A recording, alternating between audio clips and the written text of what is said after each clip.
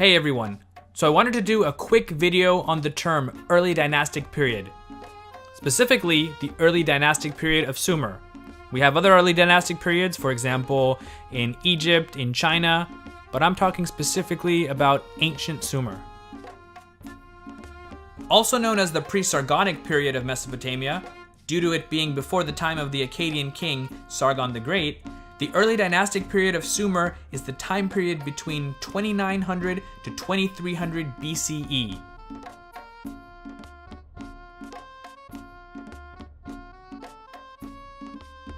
Now, if I were to summarize in my own words and in one line what it is, I'd simply say that it was the period of the rise of individual Sumerian city-states before the age of empires and regional conquest. But that's my concise definition. So let's go into the term a little bit further. Early dynastic period was first used by the Oriental Institute of Chicago to help them chronologically categorize their archaeological findings in the region of East Central Iraq, specifically in the Diyala region. Now, within the early dynastic period, there are three main subperiods. The first, conveniently named Early Dynastic I, dates between 2900 to 2800 BCE. This is the time when cities are believed to have really coalesced and ruled by individual kings who formed local dynasties. The second, from around 2800 to 2600 BCE, is known as Early Dynastic II. Yes, I know, very original. This stage, though, saw greater development in Sumerian art, writing, and construction, and it was distinct enough to warrant its own subgroup.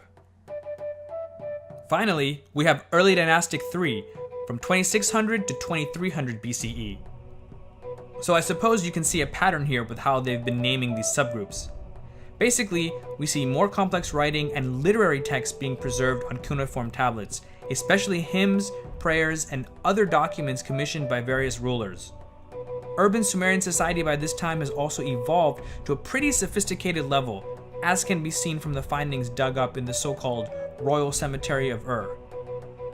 I'm actually going to do a video on the city of Ur, its history, so I will discuss the Royal Cemetery there, so stay tuned for that.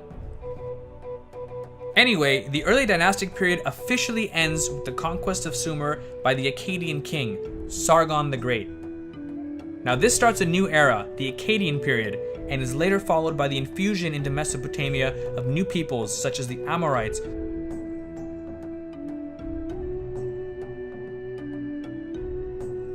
Anyway, that's a concise definition or summary of what the early dynastic period of Sumer is all about.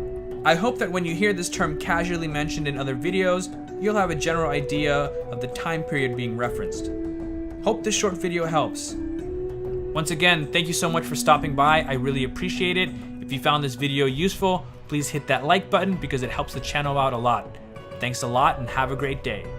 Or night, depending on where you're at.